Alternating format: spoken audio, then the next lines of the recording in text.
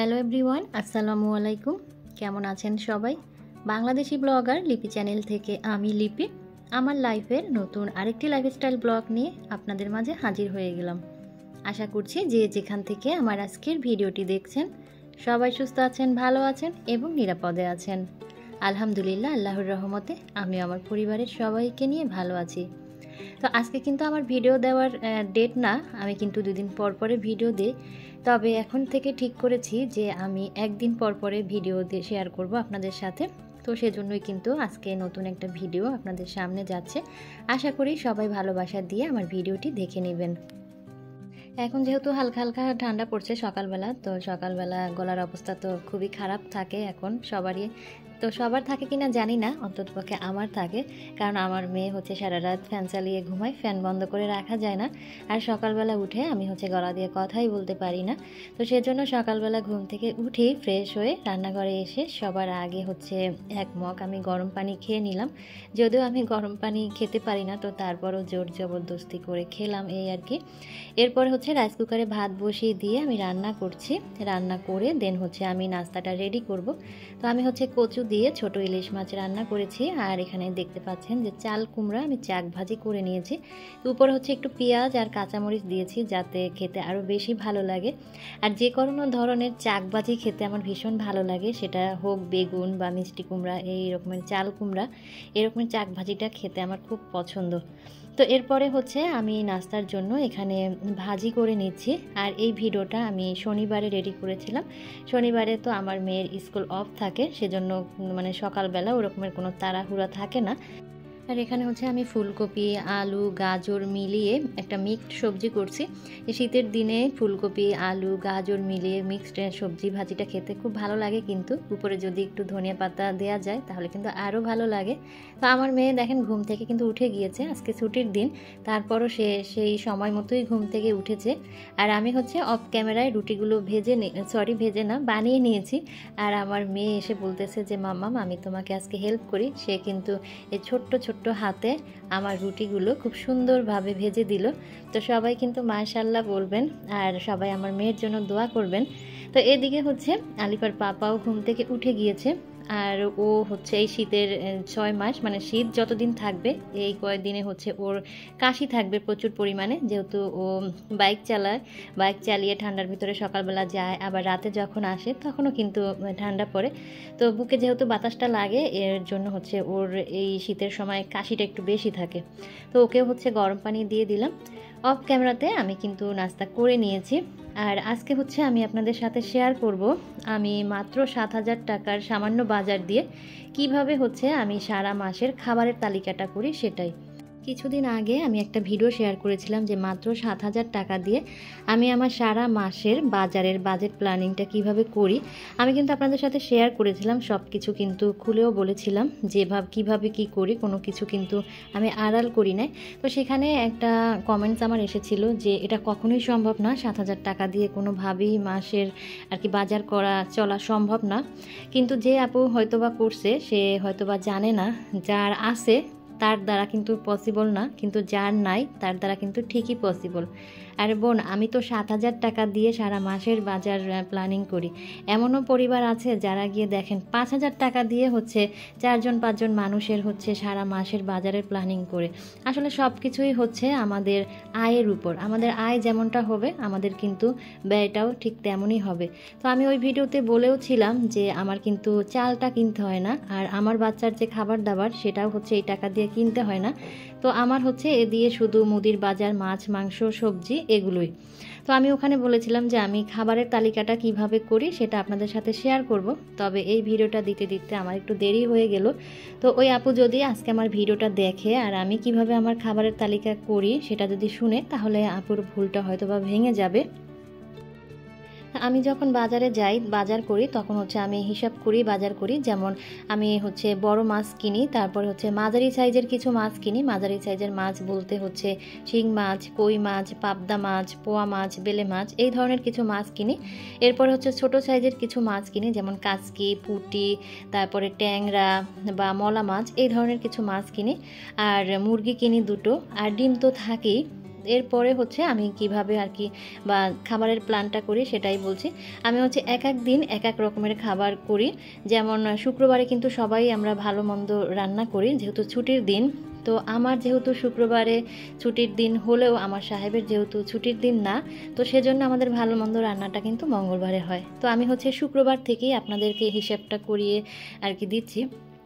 যেমন ধরেন শুক্রবারে আমি বড় মাছ রান্না করলাম সবজি দিয়ে। তো বড় মাছ সবজি দিয়ে রান্না করলাম, সাথে হচ্ছে আমি একটা ভাজি করে নিলাম। যেহেতু আমি মাছ দিয়ে সবজি রান্না করেছি, একটু ঝোল করেই সবজির তরকারিটা রান্না করি, তো সাথে একটা ভাজি করলাম। তো যেহেতু শুক্রবারে আমি বড় মাছ খেয়েছি, তো পরের দিন আমি কি করি, ডাল করি, সাথে হচ্ছে আলু ভর্তা বা সাথে কোনো একটা ভাজি করি। বড় জোর যদি কোনো সমস্যা হয় তাহলে ডিম ভাজি করে নিই। তো গেল শনিবার, থাকে রবিবার দিন। যেহেতু রবিবার দিন হচ্ছে বড় মাছ একদিন খেয়েছি, ডাল আলু ভর্তা একদিন খেয়েছি, তো রবিবারে আমি কি করি, ওই যে মাঝারি সাইজের কিছু মাছ এনেছি, শিং, কই, বেলে, পোয়া, ওখান থেকে একটা মাছ আমি হচ্ছে রান্না করি। আর এই ধরনের মাছগুলোতে সবজি দিয়ে খেতে আমার একদমই ভালো লাগে না। এগুলো হচ্ছে আমি পেঁয়াজ দিয়ে ভুনা করে নেই, আর সাথে আমি পাতলা ডাল রাখি। যেহেতু আমি মাছটা ভুনা করেছি তো ডাল তো লাগবেই। তো এর পরের দিন হচ্ছে আমি হচ্ছে শুক্র শনি রবি গেল, সোমবার দিন হচ্ছে আমি ডিম ভুনা করি, সাথে একটা সবজি রান্না করি আর ডাল রান্না করি। তো ডালটা হচ্ছে কমন, ডালটা আমাকে রাখতেই হয়। তো এরপরে হচ্ছে শুক্র শনি রবি সোম গেল, তারপরে মঙ্গলবারে হচ্ছে আমি কি করি, মঙ্গলবারে যেহেতু আমার হাজব্যান্ডের ছুটির দিন, তো সেই দিন হচ্ছে আমি মাংস রান্না করি, সাথে পোলাও রান্না করি, বা কোনো দিন দেখা যায় বিরিয়ানি করি বা খিচুড়ি রান্না করি। তো মঙ্গলবারটা দিন কিন্তু এভাবেই চলে যায়। তো বুধবার দিন আমি কি করি, আবার ছোট মাছ রান্না করি, সাথে শাক ভাজি করি, ডাল ভুনা করি। এরপরে হচ্ছে বৃহস্পতিবার দিনকে আবারও সেই একই খাবার, হয়তোবা ডালের সাথে হয়তোবা ডিম ভাজি করি বা সবজি করি কিংবা ভাজি করি।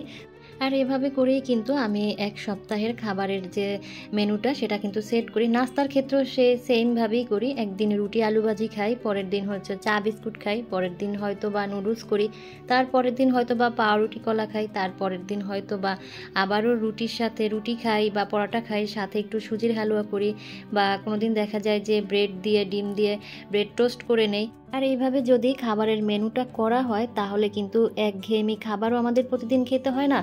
আর এতে করে কিন্তু আমাদের রুচিরও চেঞ্জ আসে, বা আমাদের কিন্তু একটা হিসেবও থাকে যে আমার মাসে কতটুকু মাছ লাগতেছে, কতটুকু মাংস লাগতেছে, সব কিছু কিন্তু একটা হিসেবের মধ্যে থাকে।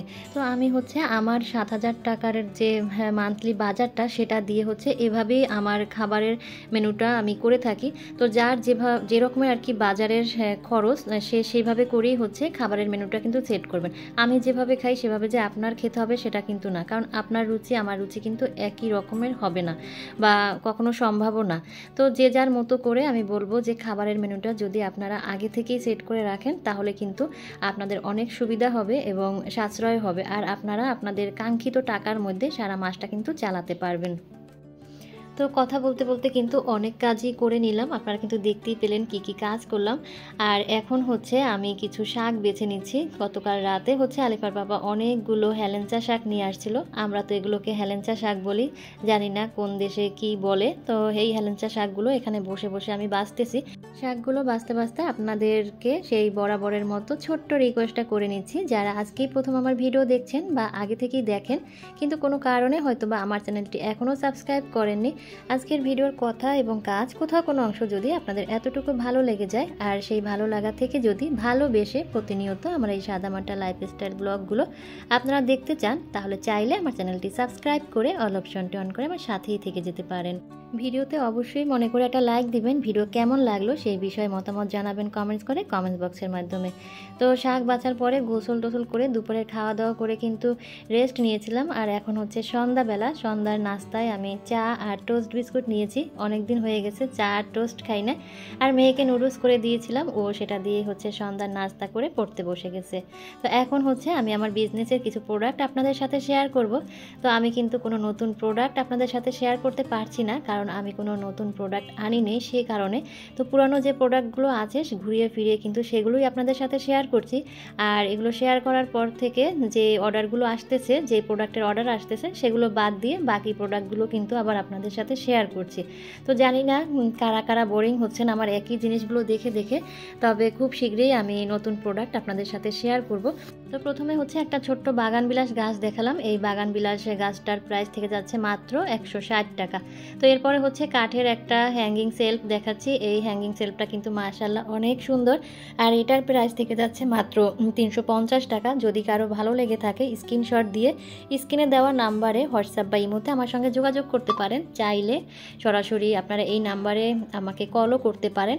আর ডেলিভারি সিস্টেমটা বলে দিচ্ছি, ঢাকার ভিতরে ডেলিভারি চার্জ 60 টাকা, ঢাকার বাইরে হচ্ছে ডেলিভারি চার্জ 110 টাকা।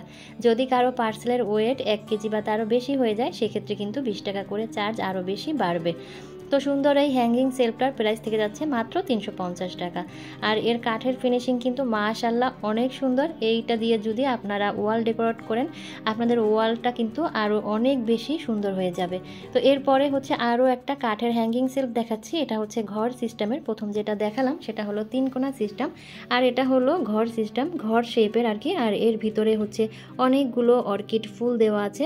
অর্কিড ফুলের কালারটাও মাশাআল্লাহ অনেক সুন্দর, আর প্রত্যেকটারই কিন্তু হ্যাং করার সিস্টেম আছে। তো আমি হচ্ছে ওয়ালে হ্যাং করে আপনাদেরকে দেখিয়ে দিব বোঝার সুবিধার্থে।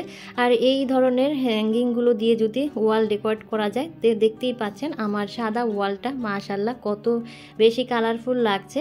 তো এইভাবে কিন্তু আপনারা ওয়ালে এগুলো হ্যাং করতে পারেন। তো আমি কিন্তু দেখিয়ে দিচ্ছি কিভাবে ওয়ালে আপনারা হ্যাং করবেন। অনেকেই প্রশ্ন করেন যে আপু ওয়ালে কিভাবে হ্যাং করব। তো এখন কিন্তু সব জায়গাতেই এই ধরনের ওয়াল হুকগুলো পাওয়া যায়। এই ওয়াল হুকগুলো ওয়ালের সঙ্গে সেট করে তারপরে আপনারা হচ্ছে এই হ্যাঙ্গিংগুলো ওয়ালে লাগিয়ে রাখতে পারেন। তো এরপরে আরও একটি কালারফুল হ্যাঙ্গিং ফ্লাওয়ার ভাস দেখাচ্ছি। তো এটা হচ্ছে একদমই ফুলগুলো হলুদ আর গাঢ় গোলাপি কালারের, 3 পাশে 3টা পাতা দেয়া আছে। এটা তো আরও বেশি কালারফুল। এটা আমার সাদা ওয়ালে দেওয়ার পরে দেখতেই পাচ্ছেন কতটা সুন্দর লাগছে। আর এটাও হচ্ছে একই সিস্টেমে আপনারা হ্যাং করে ঝুলিয়ে রাখতে পারবেন। এই হ্যাঙ্গিং ফ্লাওয়ার ভাসটার প্রাইস থেকে যাচ্ছে মাত্র 400 টাকা। যদি কারো ভালো লেগে যায় স্ক্রিনশট দিয়ে স্ক্রিনে দেওয়া নাম্বারে হোয়াটসঅ্যাপ বা ইমোতে আমার সঙ্গে যোগাযোগ করতে পারেন। চাইলে এই নাম্বারে সরাসরি কলও করতে পারেন। এছাড়াও আমার প্রত্যেকটা ভিডিও ডেসক্রিপশন বক্সে আমার যে পেজ আছে শখের কাজ নামে সেই পেজ লিঙ্ক দেওয়া আছে। চাইলে আপনারা আমার পেজটা ঘুরেও আসতে পারেন, আর প্রয়োজন হলে সেখানে কিন্তু আপনারা আমাকে ইনবক্সও করতে পারেন। তো এই যে দেখতেই পাচ্ছেন এর ফিনিশিংটা কত সুন্দর। এটা কিন্তু পুরোটাই প্লাস্টিক দড়ি দিয়ে বানানো, আর এগুলো কিন্তু ওয়াশেবল। তো এই সুন্দর ফ্লাওয়ার ভাসটার প্রাইস থেকে যাচ্ছে মাত্র 400 টাকা। তো এরপরে হচ্ছে একটা জীবন্ত লিচু গাছ আপনাদের সাথে শেয়ার করছি। তো সরি একটু মজা করলাম, জীবন্ত না, একটা আর্টিফিশিয়াল লিচু গাছ আপনাদের সাথে শেয়ার করছি। দেখতে মাশাআল্লাহ জীবন্তর মতো, একদম পাতা ডাল দেখলে কেউ বুঝতেই পারবে না হঠাৎ করে যে এটা হচ্ছে আর্টিফিশিয়াল, সবাই মনে করবে যে এটা জীবন্ত। আর এই লিচু গাছটা দিয়ে যদি আপনারা শু র্যাক বা ডিপ ফ্রিজ বা ওভেনের উপরে ডেকোরেট করেন মাশাআল্লাহ অনেক সুন্দর লাগবে। আমি আমার ডিপ ফ্রিজের উপর রেখে আপনাদের সাথে শেয়ার করছি। তো দেখতেই পাচ্ছেন কি সুন্দর গাছে লিচু ধরে আছে। তো সিজন ছাড়াও আপনারা সব সময় লিচু দেখতে পারবেন, তবে লিচু খেতে পারবেন না। এই তো আমি কিন্তু আমার ডিপ ফ্রিজের উপরে লিচু গাছটা রেখেছি, দেখেন কত সুন্দর লাগছে। চাইলে আপনারাও কিন্তু এভাবে আপনাদের শু র্যাক বা ডিপ ফ্রিজের উপর বা ওভেনের উপরে এটা দিয়ে ডেকোরেট করতে পারেন। তো সুন্দর এই লিচু গাছটার প্রাইস থেকে যাচ্ছে মাত্র 500 টাকা। কালো একটা টবের ভিতরে লিচু গাছটা সেট করা, টবের নিচের দিকে হচ্ছে গোল্ডেন কালারের একটু রাউন্ড করা আছে। আর এখন আপনাদের সাথে শেয়ার করছি একটা লাল চেরি স্টিক। এটা একদমই টকটকা লাল, আর এটা মাশাআল্লাহ অনেক সুন্দর দেখতেই পাচ্ছেন। এটা কিন্তু অনেক ঝোপালো। আর চেরি স্টিক আমার কাছে এই লাল কালারের এই এক পিসই আছে। তো যদি কারো ভালো লাগে দ্রুত স্ক্রিনশট দিয়ে অর্ডার কনফার্ম করে ফেলেন। আমি আজকে যে প্রোডাক্টগুলো দেখিয়েছি সবগুলোই হচ্ছে এক পিসই আছে, স্টক কিন্তু খুবই সীমিত। তো যার যেটা ভালো লাগবে স্ক্রিনশট দিয়ে দ্রুত অর্ডার কনফার্ম করে ফেলেন। তো আজ এই পর্যন্ত, সবাই সুস্থ থাকবেন, ভালো থাকবেন, দেখা হবে নেক্সট ভিডিওতে। আল্লাহ হাফেজ, আসসালামু আলাইকুম।